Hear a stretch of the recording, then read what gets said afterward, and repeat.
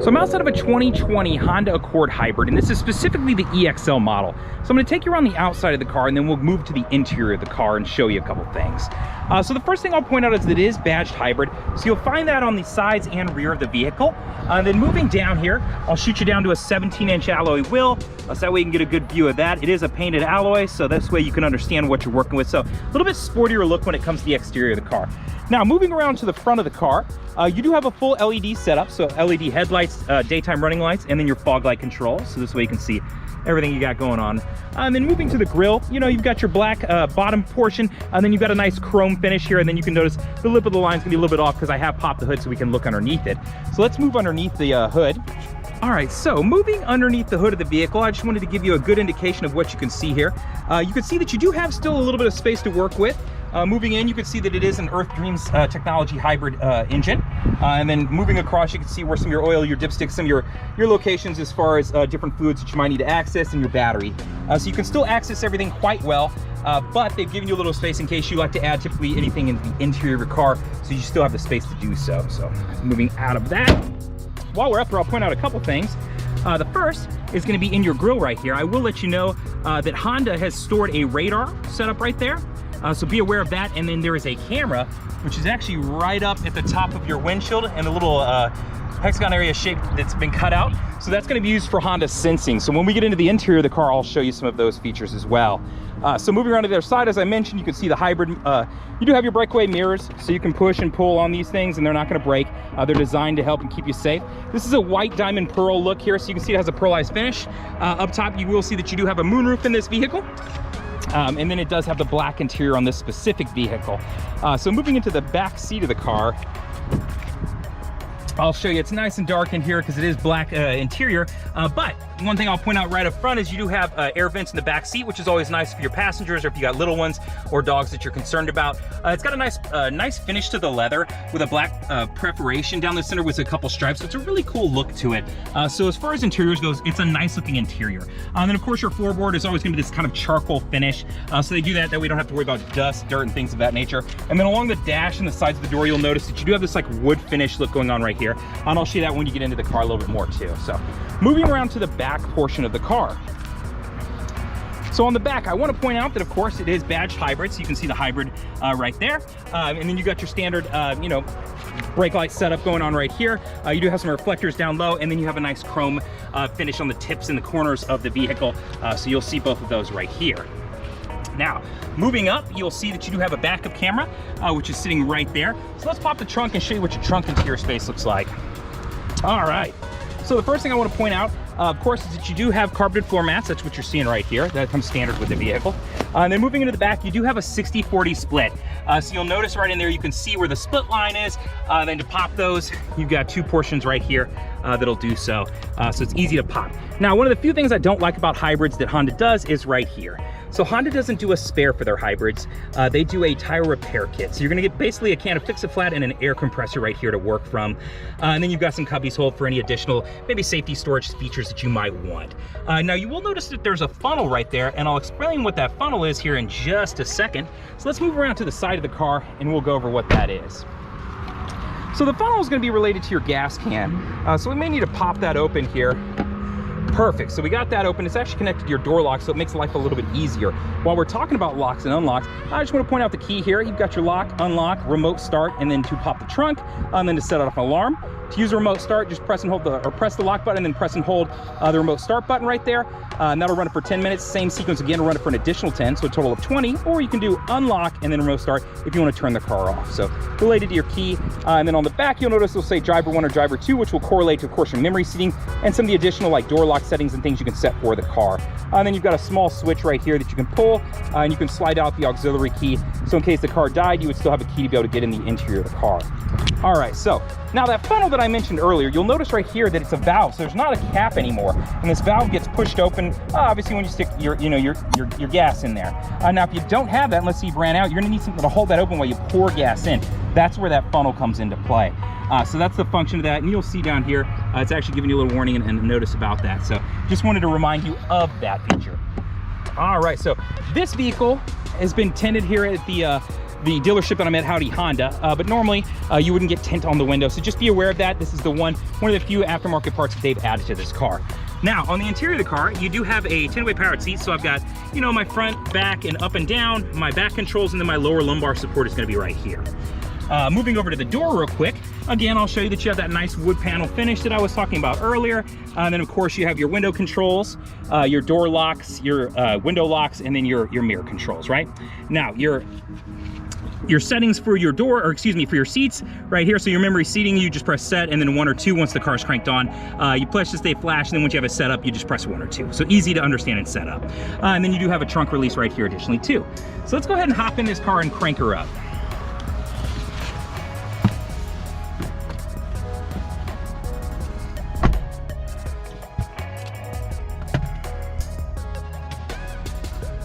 All right, so I've cranked the car on, and let's start over here on the left side and show you a couple different features. So I want to start you on a couple buttons right here. The first one is Vehicle Stability Assist, which is right here, which is definitely in the sun. And then this one is related to your Honda Sensing. So if you press this one, you're going to notice some screens pop up that come on that are right there. And this is just going to give you some different screens that you can make sure are turned on. So road departure mitigation, your blind spot information system, and then a collision mitigation braking, and then your exit, right? So let's go over what those 3 features are since we're here and explain it. So the first one is road departure mitigation. So what this is, if you start to drive off the shoulder of the road, it'll be an audible alert, and it'll start to shake the wheel to say, hey, wake up, pay attention. Maybe you're drowsy and you're not paying attention, right? So that's the purpose of this feature. Now moving down one, your blind spot information system. Most people are pretty familiar with what this is. If you move right out here to your mirror, you'll notice that there's a little indicator right here of a car that'll light up whenever there's a vehicle in your blind spot. And then if you started to get over, it'll give you an audible alert. So that's gonna be your blind spot information system. Now below that, you're gonna see your collision mitigation braking system. So what this is designed for is if it's looking like you're gonna rear in another car, first it'll give you an audible alert, then it'll flash in the dash, and it'll actually start to apply the brakes to help prevent the accident. So that's collision mitigation braking. So that's 3 of Honda's sensing settings that are in this vehicle. Now, if you wanna see the other 2, let's move over to this side of the steering wheel and we'll talk about them here. So the first thing you'd wanna do is press the main button right there. So if I press that button, up here, you're gonna see ACC and LKS come on. So you can see them flashing at us right now.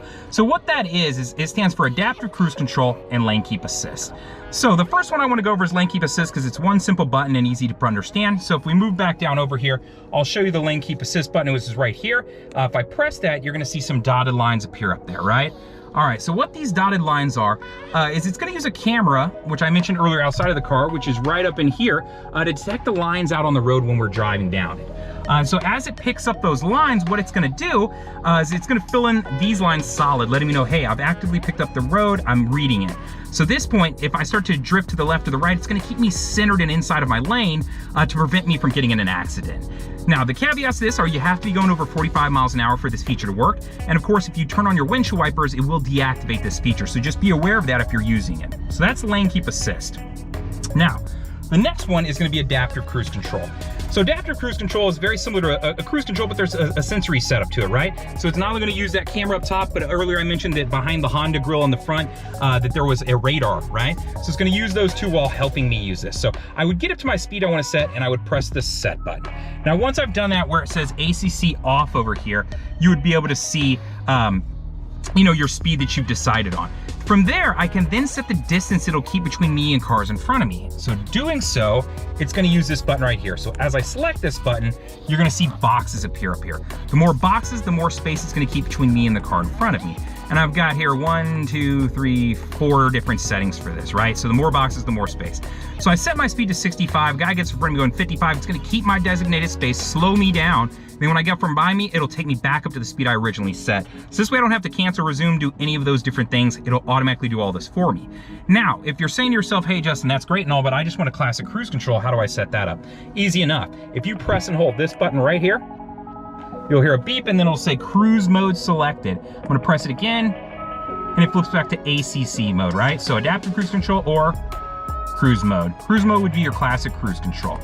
And to do so, all I'm doing is using this button right here. So moving over to the left side of the steering wheel, let's go over these features. So the first ones I point out is your Bluetooth settings right here. So to answer a call, to hang up a call, and then of course, voice command. Now the voice command not only works for standard things like placing a call, but it also works with Apple CarPlay and Android Auto, which over here on the touch screen, you can see I have a button for right here, which I would be able to select. and then it would pull up and access, right? So I don't have a phone connected up right now, but the first steps I would need to do would be to connect the phone up. So right here, there's a USB that I'd be able to connect my phone up to. From there, this would highlight and say either Apple CarPlay or Android Auto, and then I'd be able to select it, and we would move along from there. And it would give me access to music, messages, mapping systems, so Apple Maps, Google Maps, Waze, so a lot of different options, you know, WhatsApp media, iHeartMedia, so a lot of different features that you have available to you, and a lot of different apps. And they're forever integrating more, so it's kind of nice that you're gonna have continuous connectivity through your phone to be able to access things of your phone to use that you're very used to on the screen without having to pick up your phone. You can just let it sit and charge. So that's the focus of Apple CarPlay and Android Auto. Now moving back over to the steering wheel, so we talked about the voice command button. Now moving up, the first thing I want to point out is this home button right here. So when I press that home button, you are going to see a menu screen appear here. Now this menu screen has a ton of options available to me. So let's start at the very top here. The power charge here, so it's exactly what it sounds like. You're in a hybrid vehicle. I want to know how much charge I've built up so that I can use it in the purely EV mode, which would mean purely electric mode. To do so, I would move right down over here to the EV button. Once I've built up a charge, I can press that and then be able to use it. Now, right now I don't have a charge, so I'm not gonna be able to do that. But as I drive down the road, what I could do is use regenerative braking. So instead of braking the car, I could downshift the car with my paddle shifters to help build up a charge. So I can downshift here. If I wanted to upshift here, I could do that additionally. So not only does it allow you to affect the driving capabilities of the car, but it also gives you the ability to help build a charge while using it. So that's gonna be the paddle shifters of the vehicle related to building up that charge for EV mode. Now, moving down one screen, I've got the Eco Drive. So this is gonna let you know as you're driving down the road, it's either gonna get above or behind that line, letting you know you're driving in an economically fashioned way that's gonna save you gas mileage, or one that's gonna affect it in a negative way. One down below that is your power flow. I really love this screen because it really gives you a good influence on, or I should say, a good explanation to what you're doing. So when you're driving down the road, it's gonna connect and show you in what mode you're driving. So you'll see a line appear. Not only can you view it there, but you can pull it up on the touchscreen here too, which I really like. So you'll see a line connecting these two, letting you know if it's in hybrid mode, or you'll just see a single line going between the wheelbase and the engine, meaning pure gasoline. So it gives you some different options here to let you know, hey, what mode am I driving this, so you can better understand exactly how a hybrid works. So I really like that it kind of helps educate you and just let you know. That way, if you're curious, you have a better understanding of it. Now, below that, you're gonna get a whole lot of different options as far as, you know, relating to range, fuel consumption, miles per gallon, previous trips. You can view all of that info here. So you can see 1, 2, and 3 there for previous trips, speed and time on my journeys. So there's a lot of information that you can get here. So if you really are, you know, tracking your mileage and trying to understand your gas mileage and things of that nature, and maybe you're doing it for work too, maybe, you know, you can count miles and get reimbursed, this is probably gonna play a role for you. Now, moving to audio is really cool. I like this because I have the audio off right now, but if I turn it on here, let's see some different options. So it immediately pulls up my satellite radio, which you could see that it showed you an image there, which is really cool. It's nice to get a colorful viewed image, and it's telling me what channel I'm on and what I'm listening to. So it's just nice. And if I want to jump between my favorites, all I got to do is press the left or the right on the pad right here, which I'm doing so right here, and it'll change between my favorites that I have set, right? So your presets are easy to jump between right there. So it's just kind of nice that you can do that without having to, you know, jump around a whole bunch. Now from there, I can jump between any of the audio sources I want to listen to. So whether it be Bluetooth, USB, Apple CarPlay, or Android Auto, whatever I have hooked up, and all I had to do was start scrolling on this pad right here. So as I scroll, it pulls up these options and allows. So I'm gonna back out of that screen. So that's your audio option. Now moving down your phone, obviously if you had the phone connected to Bluetooth, this would give you some different options here as far as making calls and things of that nature. You could scroll through and choose some of these different options pertaining to Bluetooth. Now moving down, traffic signs. This is a really cool feature. So where you see that rectangle right now, it's gonna use this camera that I mentioned earlier, and it's picking up traffic signs as we drive down the road. What's really cool about this is, while a lot of GPSs will of course pick that up or let you know what the speed limit is on a sign, what it won't do is it won't help you as far as when you're going through, in, let's say, a work zone. So that's where this really comes into play, and I think makes a big difference, is that I want to know the speed limits on you know, foreign roads. Let's say I'm on a road trip, or maybe I'm driving a lot of miles in this car because it is a hybrid. It makes more sense, right? So that's the function of this. It's going to pick up road signs and kind of let you know what they are as you go. Now moving one more down, you've got driver support right here. Excuse me. So just related to some of the Honda sensing functions, it's going to let you know kind of, hey, what am I using? How am I doing? You know, things of that nature. And then the driver attention monitor, what this is going to do is just, if you're using, you know, the adaptive cruise control, you're not touching the gas or brake really. You're using lane keep assist. You're not having to do a whole lot of steering. You're just kind of keeping your hands on there and keeping yourself maybe centered. At a point, this is going to start to alert you just to be like, hey, just making sure you're still there. You're not getting drowsy or anything like that. So that's the driver attention monitor. Now, moving below that, you have the maintenance here. So this will show you your oil life. When you get down to 15%, it'll give you an alert, and a little indicator that you'll be able to select, and it'll just throw you a code to you, A1, A2, or B1 or B2. The cool thing about that is you can look it up either in your manual or online, because Honda's been doing this forever, and it'll tell you exactly what they're going to recommend to you when you get into the dealership. As far as, hey, you need an oil change and tire rotation, or we're recommending filters and oil change, or whatever it may be. Now below that, your safety support. So this is just showing you what you have turned on and off. So that was related to Honda sensing. I accessed it there, or I could access it using that top button right there, right? So both pull up the exact same features here. All right, so down below that, I've just got warnings. So this is like I've had the trunk open, the door open, the seatbelt's not on, that kind of thing is gonna pop up right there. So that's the steering wheel that we just kind of went over and how this side works. Back here, you've got your auto on-off headlights that are LED full setups, and your fog lights, which are also LED setup too. Then over to the other side, you've got your windshield wiper controls. Just pull down to set it, and then it is intermittent, right? So, all right, so let's move over to the touchscreen. So perfect example, it fired on, so the car turned on and is using, it's showing you a power flow right now. So as I mentioned it earlier, it'll show you the mode in which it's using. So obviously the engine kicked on here because I have been idling for a little while. All right, so moving to this home screen. The first thing I like to talk about on the home screen is it is customizable. So if you press and hold your finger to any of these, it'll flip open and show you this screen right here. And at this point, I can start moving stuff around. So that way, if there's something on a different screen I want, or something over here I want to grab, you know, I can bring it over to a secondary screen and put it over here, you know, and just shift all these things around if I want. And then once I'm done, just press done and it'll hold that setting. So we talked about Apple CarPlay and Android Auto, so you're familiar with how that works and what it does. Down below, your Bluetooth settings. So if you wanted to connect up an additional phone to the car, hit connect, and then it'll, you know, say connect new device, and then turn on your Bluetooth and get rocking and rolling. Now, if you need to connect a second, third, or fourth device, you're going to want to go to the settings. From here, you would want to choose connections, then Bluetooth, and then you're back at that same screen. Hit connect new device, hit OK, and it'll search for your phone. So you connect up to 6 devices to this vehicle. So that is your phone, your power flow we already went over. Settings. There's a couple things under here that I always like to talk about with people. Vehicle right here. So you can see I have driver 2 key is what started the car right now, which is kind of cool. It helps me out if I'm messing around with these things. So different things you might want to change in here. Under door and window, this is where you can access your door locks. So auto door lock. What this is when I hit 10 miles an hour, it'll automatically lock the doors. Maybe I want to turn that feature off, or maybe I want it when I shift out of park, I want it to lock the doors. You know, so you have some different options here as far as your door locks. Now, you also have some is related to unlocking the doors. So right now it's set up to where when I open the driver's side door, it'll then unlock the remaining doors of the car. Maybe I want to turn that feature off. Maybe I want it when I shift to park, or maybe I want it when I turn the ignition off, depending on just what your preferences are. If you've got kiddos in the car and you're thinking about things of that nature, this might come into play for you. So your door lock's right there. So that's a couple of features. Now at the very bottom of the screen, if you scroll down, you can access walkway auto lock. What this is I like to turn this feature on, and I'm gonna hit save here just to do so. Because what it is if I get 10 feet from the car and I have my key with me, it'll automatically lock the door. So that's part of smart key entry. Any vehicle that Honda has that has smart key entry has this feature available, but they're all turned off is the default setting. So I would encourage turning that on. What it's set up for is if I get halfway to the grocery store and go, oh my God, I don't remember if I locked my car and my laptop's in the front seat, you know, this will automatically lock as long as I have the key with me. So walk away auto lock.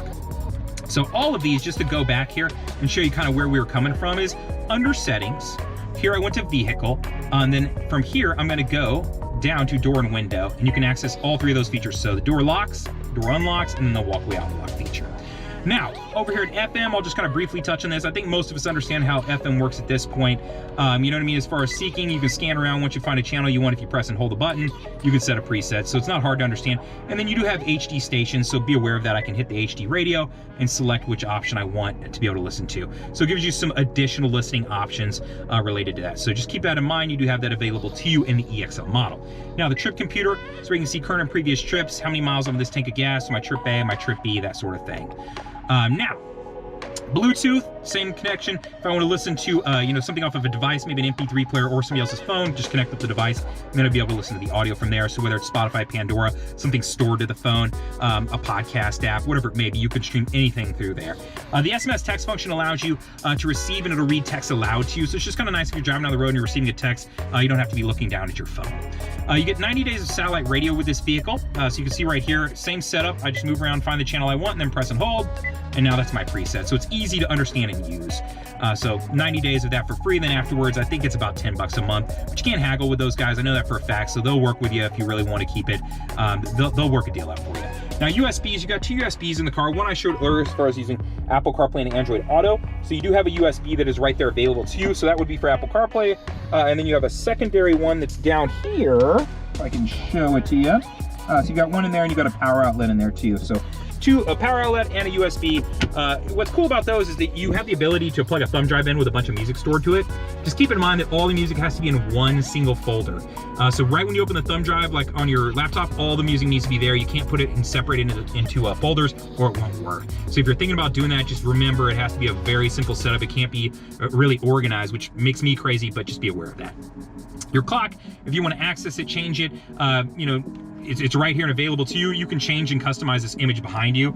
So all you got to do that is click on the face, click faces, and you can either change it to one of the options or you can add something. Same thing with a USB, plug it in, and you could, you know, JPEG, PNG file, put something, you know, customized. So if you're a Cowboys fan, I'm here in Texas, you could do that. If you want a picture of your dogs, you'd have to do that, your grandkids, whatever it may be. So that's going to be the clock feature. Now, AM I'm not going to touch on. The car does have a compass, so be aware of that if you want to use it. I do get asked about that quite a bit in a lot of our vehicles because a lot of them have moved away from it. So I'm going to back out of that screen. Honda Link is really cool. Depending on the trim level of your car, you can go to HondaLink.com. What it's going to allow is you're going to have different subscription models available to you for certain features, like being able to start the car from my phone or being able to control the door locks from my phone. So you have those available to you for a certain period of time, depending on the trim level, as I mentioned. But additionally to that, what else you do have is one that's free to everyone. Whenever you connect up a phone to the car via Bluetooth, it's going to prompt you. And it's going to say, would you like to enable Honda Link? And what that is if you get into an accident and the airbags deploy, what it can do is first Honda will call down to you. If you don't answer, they can then call EMS and somebody else. They can GPS locate you of where the car is. They know the VIN, the year, make, and the model, and the color, so it makes it a lot easier to find you, especially if you've driven off the side of the road or something of that nature. Maybe you didn't get a car wreck, but maybe you drove off the side down into a ravine or something like that. So Honda Link, one feature is free to everyone, and then the additionals are subscription-based, and those are kind of convenience features, like I said, locking the car from your phone and things of that nature. So that's the touch screen of the car. I hope you have a good understanding of that. As far as the buttons, I like that they have these buttons down the side. Your home button takes you back to the screen right here. You've got a back button. You've got a dimmer button that you can mess with right here. And then of course, you know, skip and machine your favorites as far as having the audio set up, and then, you know, accessing clock, phone, audio. So they've given you some shortcuts here, and then turning it on and off as far as audio, you've got that control right there. Now moving down a little bit here, your AC controls. So let's show you what you got here. It's a dual climate control setup, so I can control left and right separate of each other. So if they're not synced up with that LED on, you'll see that I can change this to 64 and that to low. Not only will it show here, it shows at the top of your touchscreen too, so just be aware of that. So it's just nice to know. So if you want to sync them up, press the sync button. That's lit up green and now controls both. And you can set it auto to where now 64 is what it'll keep in the cabin. It'll adjust the fan speed and all that accordingly. So I'm gonna turn that off just because it's gonna crank the fan way up. And then you've got your defrost buttons over here, your AC controls, and where you want the air to go. Down below, we talked about this. You know, obviously you can cover that if you want, but then you've got, you know, the controls in there. Your shifter is button controlled, so just be aware of that. You've got your controls right here. If you throw it in reverse, it'll pop up this screen right here. You've got a backup camera, so wide angle view, regular backup camera, and then when I'm straight down, this is a perfect example. I left those mats out there so you could see if your kid's bicycle was right by your back bumper, so you don't back up and hit it. You can always see that in all three of these views. So this is right next to your back bumper. You see part of it's almost hanging under. So it's really good, and it helps indicate and show you where things are. And then you do have cross-check monitoring in this. So what that means is somebody's coming for left or right, it'll give you an audible alert, and then it'll show you with dotted lines, with hash marks here to let you know which way a car is coming from. So that's gonna be your cross-traffic monitoring. So that's those controls. Now, eco button, if I press this, you'll see a green leaf appear on up in here. What it'll do is help improve the gas mileage of the car. It's gonna rev at a little bit lower RPM. You're gonna give up some of the acceleration off the pedal, and your AC unit isn't gonna blow quite as hard. So just be aware of that if you're using the Econ button right here. Sport mode works a little bit the opposite. When you press this button, you're immediately gonna see it light up red in the corners, indicating that the way you're gonna drive is not gonna save you as far as gas mileage. It's gonna say sport down here, but it's gonna rev at a higher RPM and give you a little bit more get up and go. So that's gonna be the sport mode here. EV mode we talked about, that's purely electric mode. Your parking brake is right here, so lift up to set it and you'll see the LED come on right there. And then you'll also see that you've got a brake button right there. So it's an indicator letting you know that it's on or off, right? Now below that is going to be your brake hold button. This is a convenience feature. So what it is, if I'm in stop and go traffic, I can turn this button on, and I have to have my seatbelt on. But what it'll do is, if I come to a complete stop while the car's in drive, it'll hold the brake for me to where I can let my foot off the gas or brake pedal, and it'll hold the brake until I press the gas button again. So not a commonly used feature. It's really just for stop and go traffic, but that's what this button is. If you have more questions about this, feel free to ask. I'd be more than happy to explain it. I've actually made a couple of videos just explaining exactly what this button does. So you have a large center console right here, which I do like, and it's got a nice little storage area, and then it does have a little sliding tray right there. You've got a black interior right here, so you can see across the dash on the door sills to help prevent glare. You do have this wood finish look right here that I was pointing out earlier on the back doors that runs kind of the extent of the car. And then of course the carpeted floor mats are black. So this one has a black interior. You also have, I believe, a beige interior, and the beige is kind of what you're seeing on the ceiling here. So it's kind of a lighter. It almost looks a little bit gray to it. So this is the interior. You can see out the back window there, so you can see what kind of space you're working with there. And of course your blind spot, you've got a porthole window there to help you out with that too. So that's the rundown of the car. If you have any questions, feel free to reach out. Up next, we're gonna take the test drive, so stick with me. We'll go over kind of what you're getting out of this car, what the cabin ride's like, what the safety features work and act like. And then of course, would I recommend this car to you, or would I wanna climb a model or drop a model? Coming up next. All right, so we're behind the wheel of this 2020 Honda Accord Hybrid. This is specifically the EXL model, so we just went over some of those details. Now we're gonna take it out on the road and see how it does. So I pulled up to a quick stop sign, and we're gonna take off and see what some go power looks like on this thing. So let's give it some juice and see what she does here. All right, so quickly she starts revving up, the CVT starts firing up. I'm at 50 and I'm coming up on 60, so quickly the vehicle can accelerate. So with a 2-liter engine, using this transmission and the CVT setup, you've got plenty of get up and go if you need to hop on the highway, change lanes, or anything like that. So you have more than enough power to maneuver and get on the road. So in comparison to some of the other hybrids out there, I really like the pep that this one has, because it doesn't feel like you're driving a hybrid, which is a really nice feeling. You want to still feel like you have that get up and go that in previous generations and years, sometimes hybrids didn't always have. So the Accord Hybrid is great when it comes to having that necessity. So when we come up around this corner, the next thing I'm going to do is I'm going to engage some of our safety features here. So the first one I'm going to do is I'm going to turn on our lane keep assist, and then I'm going to set our adaptive cruise control once we hop on the highway. So to do so, for the adaptive cruise control, we'll hold off for that for a second. Lane keep assist. So what we're going to do is the lane keep assist button, I'm going to go ahead and select that so that it now can be actively reading the road using the camera that we talked about in the walk around. Then once I get it over 45 miles an hour, it should pick up the road, which it just did. Now it's reading the lines as solid. So now if I start to drift a little bit to my left or the right, so let's give it a little drift and see what it does. It comes right back on over. So you can see this, it's where it'll kind of, keep me centered in between my lanes. And that way, right now I have my hands off the steering wheel, but I'm hovering them over just to be safe. I can kind of track and watch it. In the meantime, while it's doing this, not only is it keeping me centered in my lanes, but it just picked up the speed limit on this road, and it actually threw a steering wheel required. So if it loses track of the road, it's gonna throw you that to let you know, hey, you're gonna need to do something differently up here, so make sure you put your hands on the steering wheel. Not that you should ever really have them off the steering wheel, but the function of this feature is designed to help keep you centered. So I'm gonna put on my blinker and get over here, which if you do that, like I said earlier, it'll let you hop on over. It's not gonna fight you on the moving between lanes, because it's realizing that, yes, that's what you're planning to do. And we'll get up here on the highway and we'll check out the adaptive cruise control. So what we can do is, I'll get her set here and then I'll bump up the speed here. So let me push the speed up to 70 since that's what it is on this highway. And this will be a perfect example.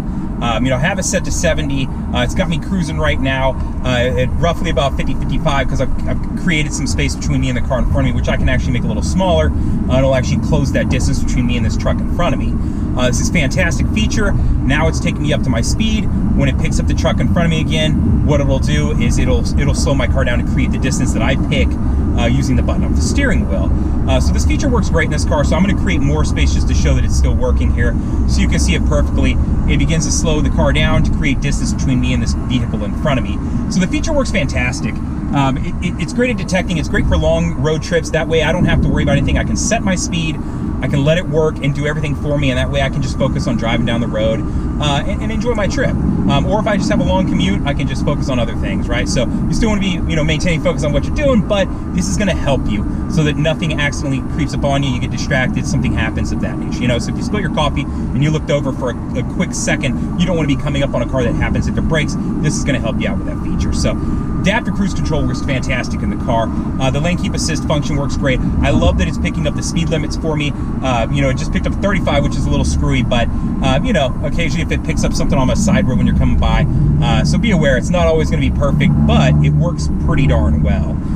So as I move down the road, talking about hybrids, this is a fantastic vehicle for a car that starts, at $32,975. You're around that 33 price range, but you're getting a lot out of it. So it's kind of a get what you pay for kind of situation here. Could you buy an Accord EXL and get similar gas mileage on the highway? Yeah, somewhat similar, but you're not going to get that highway mileage in the city. So if you're looking for 48 in the city, that's where the hybrid's really going to do you justice.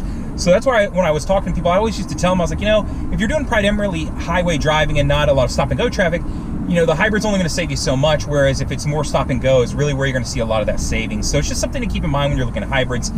Just because you're thinking a commuter car, if you're all on the highway, sometimes you're not going to see quite the savings that you might think you would, because this one's 47 on the highway, so still great gas mileage, but just something to consider that, hey, could I save some money and kind of go a lower route if that was, something that was a question or a concern.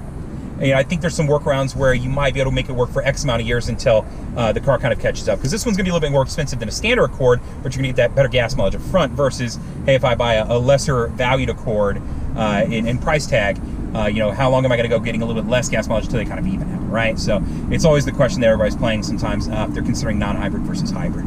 As far as what else is out there is in the market, you may be looking at like a Camry hybrid.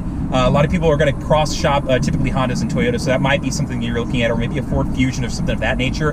But just some different options out there. I happen to like the Accord hybrid. I think it drives really nice. I like the way it cuts on the wheel. I would encourage you to get behind the wheel of the Camry hybrid if it's something you're considering just to get a feel. Some of the differences are going to be very much, user decision, I would say, to where you might like the way one handles a little bit better. Typically, Honda's a little bit tighter through the steering wheel, so they cut in and out a little bit better. But the hybrid's going to be, the Camry might be a little bit more floaty, and maybe that's what you're looking for, So some of those decisions are going to come upon you as, hey, it's really up to me on what I like better. And then it comes down to, just looking at price tags and what the vehicles offer. Things like Apple CarPlay and Android Auto, having, the Honda sensing package set up, just looking at different features on what one offers and the other doesn't. So something to keep in mind if you're cross-shopping and looking at other brands. With that said, I'd highly recommend this car. Now, whether you want to jump into an EXL, an EX, like whatever level you want to get into is kind of dependent upon what your needs are. I'm not huge on needing the leather, but if I had kiddos or if I had dogs, this car would make a lot of sense, right? I want to be able to wipe out hair real quick, or if my kids make a mess, I want to go wipe it out really easily. So commonly I heard that need from, people with families, they're thinking about a vehicle like this, or just any vehicle. With that said, I think this is a fantastic commuter car. It's a really quiet ride. It's a nice, smooth ride. So if I wanted to take a long trip, go down to the, I'm here in Austin, if I take a 3-hour trip down to the coast, it's a nice, easy ride. I'm not going to get out and be exhausted. I've got lower lumbar support, safety-wise. I've got a lot of features to help me out, adaptive cruise control, lane keep assist. I've even got the road departure mitigation, so if I start to drift off the side of the road, it'll give me an alert and then actually shake the wheel to keep me awake, right? So you've got some different things working for you that make this a really fantastic car. At that point, it just turns into, does it fit your budget? Is it the exact vehicle that you want as a buyer? And then it comes down to, simple pleasures of do I like it? If you're going to be making payments on this, or if you're going to cut a huge check, you want to make sure you actually like the car, not just it makes practical sense. So I always encourage, everybody to check out the cars, always drive them, and then check on the small stuff once you decide, hey, what kind of interest rate can I get? Are there any specials? Things like that that may come into a play that can kind of, if you're getting those two cars that are real close in price, which a lot of times for people when I was having Hondas and Toyotas, they were. So it'd come down to what differences do they offer that might make or break a car. With that said, love the ride, love the quietness of it, love the cabin, love the ergonomics of the dash. It's a fantastic dash layout. It's really nice, classical, good look. They've stripped it down to where there's not tons of buttons and knobs, and it's not overwhelming to look at, so I really like this. It's a very simple setup. One touchscreen that's kind of aimed up. It's very much taking off for an old Audi look that's been doing it for a long time. So it's just a very nice look in the inside of the car. And then the exterior wise, I feel like it's a pretty good looking car. You know, if you're looking for a sedan and you're thinking a hybrid, this is actually a pretty decent looking car in the world of, you know, when you think hybrids, you think of some of the first ones that came out that had weird wheel covers and fins and all kinds of different things. So I would highly recommend the car. Cabin's great, the ride's great, safety features are fantastic. If you have any questions, feel free to reach out. You can always call, text, or email me. I'm gonna throw my phone number up right here along with an email. So if you wanna email or call me or shoot me a text, feel free to. You can always comment on the YouTube video. I do have a few favors to ask of you. One, please like the video. Two, please leave a comment. Let me know what you think. And then three, I hope that you'll subscribe to my channel. I'm always putting up fresh content. If there's content you wanna see, let me know. I'll be more than happy to shoot something for you, because I'm always looking for something new to do. Other than that, I want to say thank you again.